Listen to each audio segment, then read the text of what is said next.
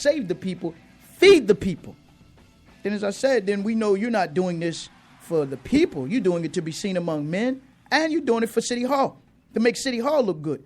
But we're at a very dangerous point in our history and in this country and in this city right now. But let me go to this clip, man, courtesy, I believe, of WBAL, talking about this walk yesterday. But again, those that you press or ask them a question, if you just ask them a question and they get irritated, then you know it's not about you. It's about checking in with Brandon Scott, checking in with Nick Mosby, who's been having them little street rallies. Now, I'm going to have tomorrow my guest, Dr. Tyrone Powers, God willing, because if you don't support the show, they trying to not pull the show. But again, you got to support the show. I'll talk about that toward the end of the show. But again, man, we don't take no grants here to do the show. But I'll talk about that toward the end of the show. But let me go to this clip, courtesy of WBAL.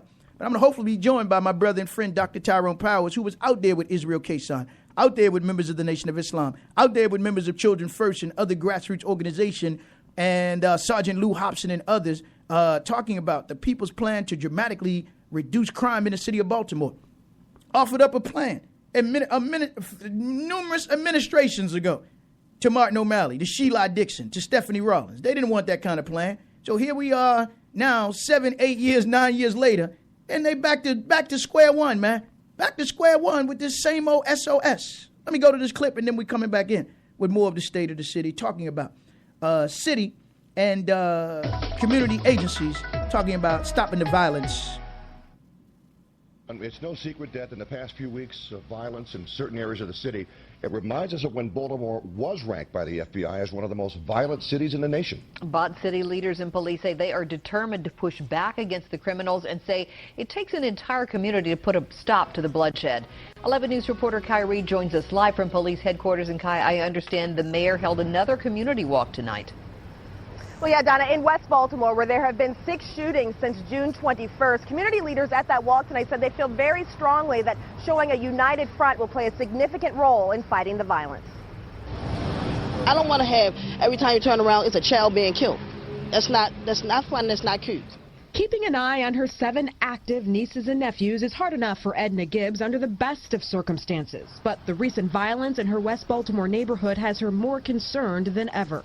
They should be able to live and play freely without having to run in a house because somebody is shooting and drugs all over the place. Good evening, everyone. Good evening. Like many of her neighbors, Edna watched from her front stoop as the mayor, city state's attorney, community leaders, and police officers joined in the neighborhood public safety walk. It's going to take everybody coming together. You know, there's the problem of violence in our city and in cities across the country is a very complex problem, and it requires complex solutions. No one person, no one agency can solve the crime problems that we have here in the city. It has to be a collaborative effort. It starts with the communities. The walk started just 2 blocks from where a man was shot in the chest near Pulaski and Boyd Streets last Wednesday. Several more people were shot in the neighborhood through the holiday weekend, including a woman murdered in her home in the 1000 block of Pennsylvania Avenue. Detectives have investigated 3 murders in West Baltimore in the past 18 days. When we start talking about violence, and everybody knows it's the gang issues. It's the gang issues. A lot of the victims, it's some type of retaliation, some type of other beef that eventually catches back up to them. Edna agrees that neighbors need to take a bigger responsibility for their communities. She's also worried about all of the abandoned buildings, and she wants a bigger police presence every day. Not just 2 or 3 or 4. We need to have a lot of them out here. Now, police are very optimistic about results from these public safety walks. The Western District Commander told me that they often get phone calls from neighbors offering information and leads once the walks are over. And, of course, he is hoping for those same results. Reporting live at Baltimore City Police Headquarters, Kai Reed, WBAL, TV 11 News. Kai, thank you. Welcome back. Welcome back. You listen to the State of the City. Again, that was entitled City Leaders Call for Community Unities to Stop Violence. But do they really want community unity, man? Do they want unity with all, or just want unity with a few? Or do they want unity with a hand-picked and select few that they have some money and hands are passing through in order to, again, be the spokesperson for the policies that's coming up out of City Hall? That's the question we have to ask. And I'm not concerned about where you walk. I want to see where you stand. I want to see if you're going to walk the walk, talk the talk, and put your money where you claim your walk is and your talk is. That's the issue right there. Prime example will be, where will the mayor stand tomorrow and supporting Councilman Carl Stokes and this issue of Harbor Point, the 80% tax break for, again, some multimillionaires, and at the same time using the entire community of the Perkins Home public housing projects, or not projects, but subsidized housing community in order to get the tax break without hiring anyone that lives in Perkins Homes. So here's a sensible, see, if she says it's not complex, and really it's not complex, it's simplistic. The problems are simplistic. The question is, do you have the will and skill to implement and do the right thing where black and brown people are concerned, where poor folk are concerned? So that's the question right there, Madam Mayor, and to those members of the clergy. It looked like they had a press conference at one of them churches that they so closely in their bed with the mayor, you can't tell where the church ends and city government begins. You can't tell where one radio station ends and city government begins because they're so closely intertwined with city government that they can't speak truth to power. So the secular community gives direction to the religious community and the spiritual community. And that's Christians, Muslims, Hebrews. Well, I don't know if she's going to give instructions to most of them Jews. You can forget that. They take instructions from them. If I can keep it real with you. They take instructions from them. But it ain't like it just started that way. When you had them thugs like Jack Polikoff and Irv Colvin, they were giving direction and instructions to Schaefer and the rest of them when they came into power. In fact, they helped to put them in power. But again, you tune to the state of the city. And then to see your state's attorney, the great escape attorney, Greg Bernstein, the Bernstein Bear, who's come out of hibernation now. Why? To defend his reputation, as if he has a reputation, to defend. But he don't have to defend it because he can hire a handful of fools, a handful of useful idiots and tools that will get on a radio station and say, you're the best state's attorney we've ever had. You are out and about among the community. These are the same ones. They want to be activists one day and writers the next day. And they can be bought and sold. They can be leased for mere pennies, man. But again, you're a great escape attorney. Your great escape attorney has come out of hibernation because another white man, one of his Jewish brethren, David Simon last week said that Greg Bernstein is culpable for most of the violence in the city of Baltimore because he has failed to prosecute repeated violent crime offenders in the city of Baltimore. So as long as we have been saying it here on the state of the city, since Greg Bernstein got in there, Attorney J. Wendell Gordon was saying that he wasn't qualified, that he was selective in cases that he would take because he wanted the high-profile cases that he wanted to use as a notch in his belt or notch in his trophy on his shelf in that new $11 million space that he's renting from Sun Trust, renting space from Sun Trust because he didn't want to be in the same building with the city clerk and the sheriff's office. But he claims he wants to fight crime. But he doesn't even want to fight the grime and the slime in the court building because he got him and his handful of lily white assistant state's attorneys, and now the Asians that they have, the new Caucasians are the Asian of the Caucasian persuasion. They're the new assistant state's attorney. They can't even speak English, that aren't culturally sensitive to black people that come in and out of them courts down there. And you all know what I'm saying is true. You just don't want to talk about it. So most of the qualified black attorneys that normally would get some training in the state's attorney's office when Patricia Jessamy was the state's attorney, when Kurt Schmoke was the state's attorney, when others down there were state's attorney, need not apply to Greg Bernstein. It's with the message that he has sent to you. And you know what I'm saying is true. That is the clear message he has sent to you. But of course, what do you expect from this schmuck? But his brethren, David Simon, called him out. But again, as I said, J. Wendell Gordon and others have said that Greg Bernstein wasn't qualified, quantified, or sanctified to be the state's attorney.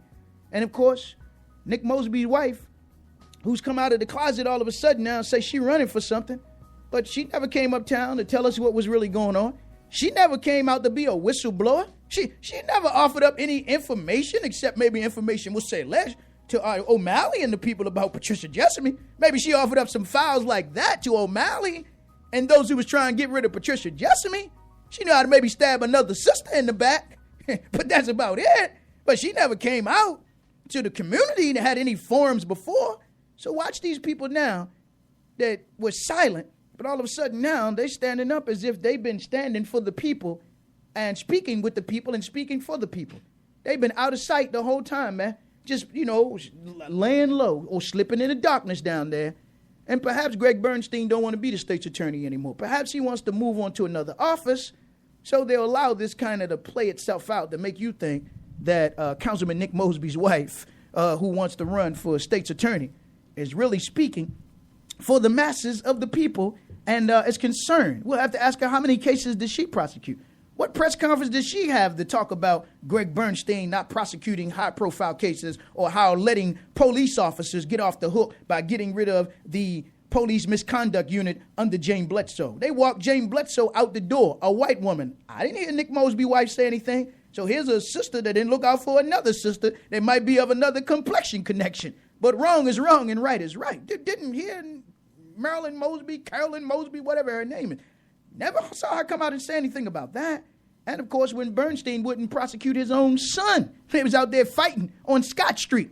Him and his other, I don't know if that was his brother or his lover. We'll have to look into that. I don't know if that was his brother or his lover in terms of the state's attorney's son.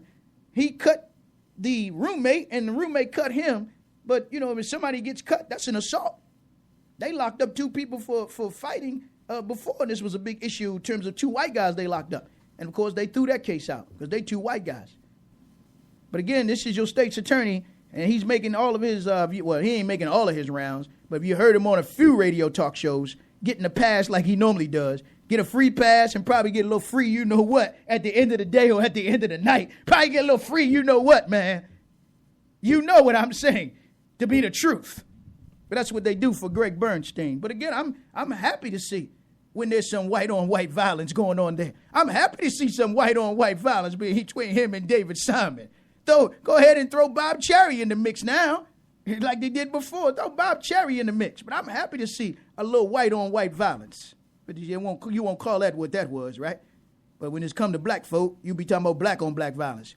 Well, go over there to Egypt. You hear them talking about brown-on-brown violence. Go over there to Iraq. You hear them talking about brown-on-brown violence. Go over there to Israel, and you hear them talking about Semitic violence, man.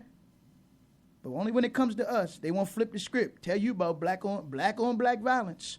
Black on black violence. But again, you tune to the State of the City. Let me go to this quick break, man, and I want to come back in, as I said, and talk about this TRAYVON Martin trial.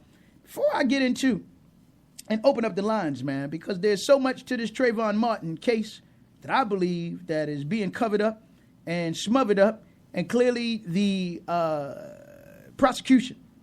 And after the case has been gone on and presented for 2 weeks, the prosecution has presented a 2 week case, man. 2 week. In terms of the case that the prosecution has presented, which, as I've shared with you in The Living Legend, that clearly they're actually dealing from the same deck and dealing from the same pile as the defense team. So the case is very weak. But, of course, as you listen to black radio, with all this black media we got around here, if you notice, black media hasn't gone down there to really do a real story, to interview those who said they waited on TRAYVON at the 7-Eleven, and now they pop up and show you a black youth, which is a recreation. That ain't no TRAYVON Martin. That's a recreation. Ain't no time on the clock, ain't no time on the camera, nothing. So the time frame don't add up. Now the coroner comes out and says that TRAYVON Martin was alive for 3 to 10 minutes. Nobody's asked what happened between that 3 to 10 minutes. A lot can happen between 3 and 10 minutes. Now DNA specialist comes out and says TRAYVON Martin did not have any of George Zimmerman's DNA on him, but yet we're told they were fighting and tussling, which would make you believe, well, if he doesn't have George Zimmerman's DNA on him, whose DNA does he have on him? Could there have been more than one accomplice that attacked TRAYVON Martin? Right? But they're not even giving you the logic of it. And of course, the backdrop to this is that it's taking place in Florida, home of Southcom. So all over the internet, you already see the United States military, which has been having drills down there for the past year and a half, that the United States military, home of Southcom, again, Southern Command. So they're already trying to whip the people up in a frenzy, socially engineer the people, even using social media and say, there are those on the social media that says that if George Zimmerman walks, if George Zimmerman is not found guilty, there are going to be riots in every city in America. So the setup is already coming, man. And perhaps this could be